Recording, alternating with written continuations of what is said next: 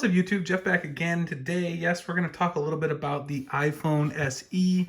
Everybody's talking about this phone, so I had to pick one up to take a look at it. This is going to be my first look at it.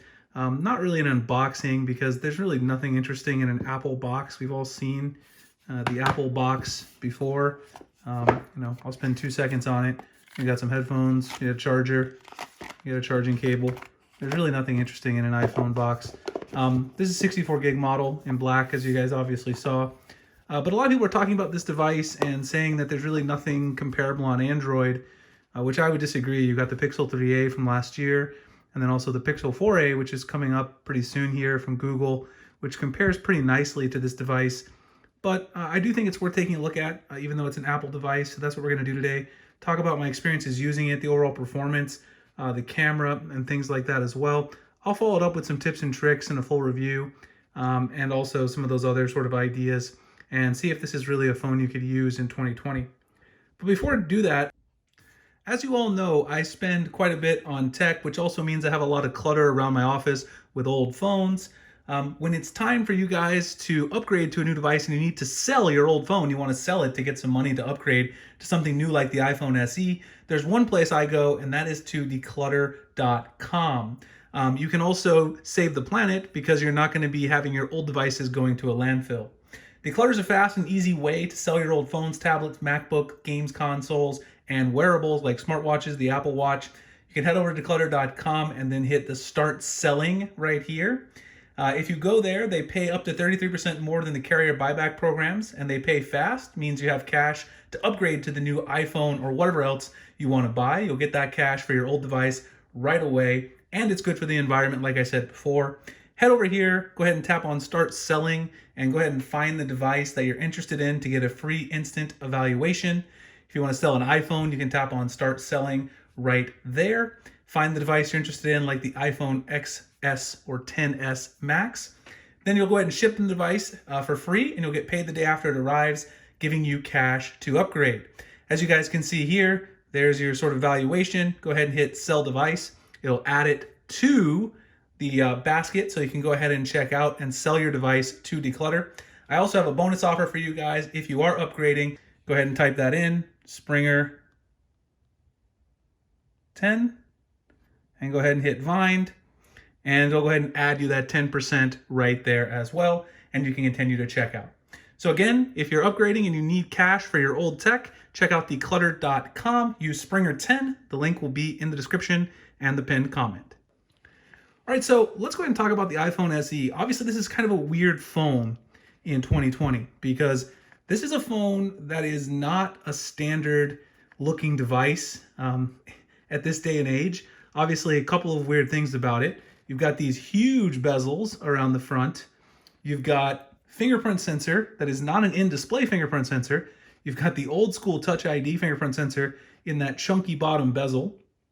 You've got a screen, which is not very high resolution by 2020 standards, really, but Apple's never really been about that. And overall, aside from the backside, which does look, closer to a modern Apple device, the front side kind of looks like an iPhone 6, 7, or 8. So it looks like, an iPhone from 4 or 5 years ago. That in itself is not bad, but obviously if you care about the aesthetics of your device, then that's important. But the other thing that's really important about this device, I think, is the size. And I'm going to do a size comparison video because I think it's really important for people to see the scale. But this device is tiny, and it feels tiny in my hands. So if you're someone who likes small phones, there really isn't a phone that's this small in terms of Android flagships.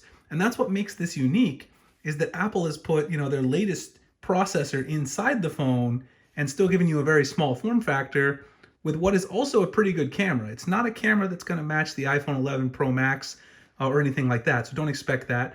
But so far in my preliminary testing, it's been pretty good. Now, in terms of the overall performance, this thing out of the box is snappy. I've just put some basic apps on here and been using it. It's very impressive. I mean, obviously I miss some of the things from Android because I am an Android guy, but the overall sort of switching through windows, I shouldn't say multitasking because multitasking is nothing on iOS like it is on Android, but just switching between apps and things like that, scrolling between is buttery smooth, and overall really impressive. Fingerprint sensor still works kind of the same way as it did back, when we had the iPhone. If you had an iPhone 8, you remember how that worked. It still works just as good. Speaker on this, not that great in my personal opinion. The iPhone 11 Pro Max has an amazing speaker. I still use that phone sometimes as a boombox, even though I don't really like iOS as my favorite, operating system for a daily driver. I love the speakers on the 11 Pro Max. Obviously, I wouldn't expect that on a $400 phone, but yeah, they're not as good. Design, is nothing crazy. You don't have a headphone jack, which you'd kind of expect. We've come to expect that from Apple. Charger on the bottom there, and a little tiny camera bump on the back. Camera, like I said, very good. Battery life on this is pretty bad though. That's been a detractor for me so far, is because it's a small phone, it has a smaller battery. That means you're not going to get amazing battery life out of this device. So if you're interested in a phone that's going to get battery life, that's going to get you through a full day, and you're used to using a bigger flagship, or even say an iPhone 10 or something like that, it's probably going to require a charge sometime towards the evening time of the day so far. That's what I've seen. So I think this is a great phone. People who like small phones. Obviously, if you're upgrading from the original iPhone SE, I think it's a great phone. I'm not sure this is obviously a phone that people from Android are going to rush out to migrate to, because the form factor and also the design of these huge bezels, I think a lot of people can't get past this. I mean, for me, it's not that huge of a deal. But I think a lot of people want a more modern looking device just because that does matter to people. It's something they get used to. But if you're someone who just cares about great camera quality, you want a small form factor, and you want amazing processing power in that small chassis, it's very impressive for that overall. And I think it's a great value, obviously, if you're an iOS fan and you want a smaller device. So I'm going to do some tips and tricks, try to use this for a little bit as my daily driver, see how long I can put up with the tiny form factor, because I am used to having a huge phone coming from the Galaxy S20 Ultra. And then I'm also going to do some comparisons to Android phones, size comparisons, and then some performance comparisons, as well as come back with a full review with camera samples. So if you guys let me know what you're really interested in with this device, I'll get into that. I like to do Q&A in my review because it just gives me stuff to talk about. Then I'm talking about things that people really care about.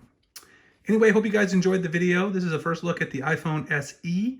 If you guys have any questions, drop them in the comments. Like I said, anything you want to know, find me at Twitter, Instagram, and the links in the description.